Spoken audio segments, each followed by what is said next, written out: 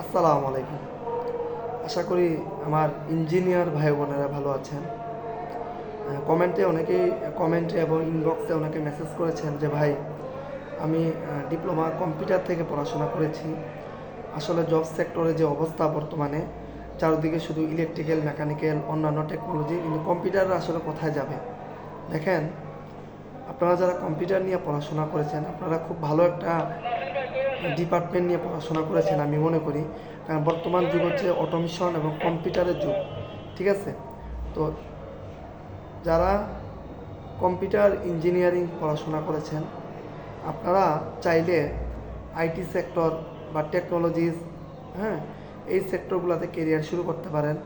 বর্তমানে ERP software বের হয়েছে, এটার মাধ্যমে বিভিন্ন কোম্পানিগুলা খুব সহজেই মালামাল ইকুইপমেন্টগুলো ওনারা হিসাব নিকাশ বা রিকোজিশন বা ডিমান্ড দেওয়া এগুলা হয়ে থাকে।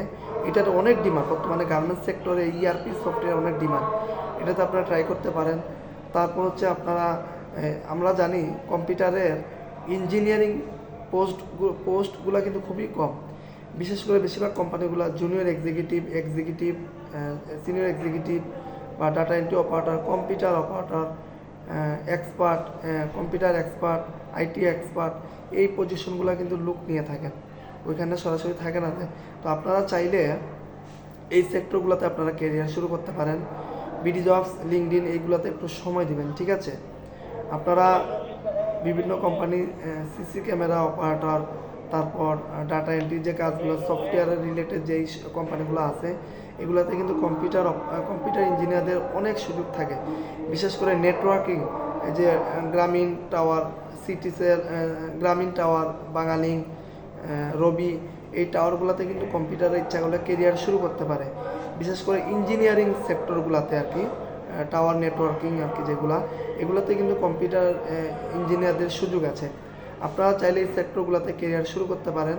ঠিক আছে? হয়তো শুরুটা কষ্টের, যোগাযোগ ব্যবস্থা বাড়াতে হবে সবার সাথে, কমিউনিটি, আপনারা যারা জবে আছেন, বিভিন্ন সফটওয়্যার কোম্পানিগুলো কী কী আছে বাংলাদেশে, টেকনোলজিস কোম্পানিগুলো কী কী আছে, এগুলো একটু গুগলে সার্চ করবেন, ইউটিউবে সার্চ করবেন, পেয়ে যাবেন। তো এভাবে ধাপে ধাপে আগাইতে হবে। ঠিক আছে? অনেকেই মনে করেন যে আমি কম্পিউটারে পাশ করে, আমাদের মধ্যে অনেকেই আছেন 4 বছর ডিপ্লোমা ইঞ্জিনিয়ারিং শেষ করছে, অথচ এক্সেলের কাজ, এমএস ওয়ার্ডের কাজ কি, কম্পিউটার ইনপুট কি আউটপুট কি, এগুলো পারেন না। এটা খুবই দুঃখজনক। তো আমি আমার ইঞ্জিনিয়ার ভাই বোনদের বলবো, আপনারা আগে নিজের ডিপার্টমেন্টটা ক্লিয়ার করেন। আপনারা যখন একটা ফাইল, এক্সেল ফাইল বা এমএস ওয়ার্ড ফাইল ওপেন করতে বলে, তখন আপনারা হিমশিম খান কীভাবে কী করবো। আর আমাদের এখানে সবচেয়ে বড় সমস্যা, আমরা যারা কম্পিউটারে পড়াশোনা করেন, অনেক ডিপ্লোমা ইঞ্জিনিয়ারদের ডেস্কটপ নেই, ল্যাপটপ নেই, অথচ ওনারা কম্পিউটার নিয়ে পড়াশোনা করতেন। ঠিক আছে, অনেকে সবার সামর্থ্য থাকে না, কিন্তু আপনার উচিত ছিল পলিটেকনিক লাইফ যখন শুরু করছেন তখনই আপনার একটা কম্পিউটার কিনে নেওয়া, কম্পিউটারের সাথে আপনার যুক্ত হওয়া। কারণ পলিটেকনিকগুলো আমরা দেখি তো কী শেখায় আমাদের, ওই রকম কিছু না। এই জন্য আপনাকে এক্সট্রা স্কিলগুলো নিতে হবে। ঠিক আছে? অটোকেটের এক্সপিরিয়েন্স আপনারা নিতে পারেন, যে কোর্সগুলো আছে, বা কম্পিউটার বেসিক থেকে অ্যাডভান্স লেভেলের কোর্সগুলো নিতে পারেন। আপনারা দেখেন, কম্পিউটার ছাড়া কিন্তু কোনো একটা কোম্পানি ছোটো হোক বড় হোক চলতে পারে না। কম্পিউটারে সব কিছু। তো আমরা যারা কম্পিউটারে পড়াশোনা করছি, আমাদের কিন্তু সুযোগ আছে, কিন্তু আমরা চেষ্টা করি না, আমরা অন্য অন্য সাইটগুলো নিয়ে ব্যস্ত।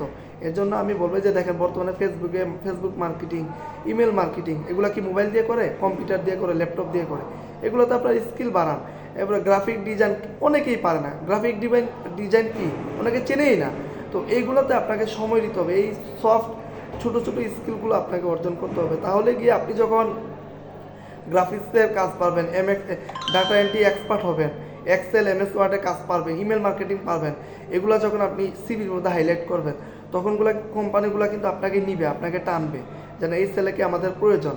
এরপর সিসি ক্যামেরা, আইটি রিলেটেড অনেক ইস্যু থাকে আপনাদের। আমি তো ইলেকট্রিক্যালের, আমি তো আর কম্পিউটার অত কিছু বুঝবো না। তারপরও যেহেতু জব সেক্টর নিয়ে, যেহেতু নিয়োগ প্রক্রিয়া নিয়ে কাজ করি, তো আমাদের কাছে অনেক ডিমান্ড আসে, আসলে আমরা দিতে পারি না। এর জন্য আমরা শুধু সার্টিফিকেট নিয়ে বসে থাকলে হবে না, সফট স্কিলগুলো অর্জন করতে হবে। যারা জুনিয়র, যারা এখন আছেন, যারা আমার ভিডিওটি দেখতেছেন, আপনারা কম্পিউটারে যারা আছেন, এখন থেকে নিজেকে ওইভাবে তৈরি করুন।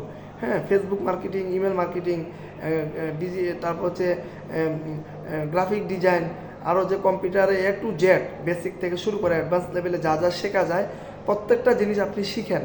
হ্যাঁ, গুগলে যেমন গুগল মিট, এরপরে আপনার এই যে মিটিং অ্যারেঞ্জ করার জন্য যে আরও যে সফটওয়্যারগুলো আছে এগুলোর সাথে আপনারা সম্পর্কিত হন, অ্যাপসের সাথে সম্পর্কিত হন।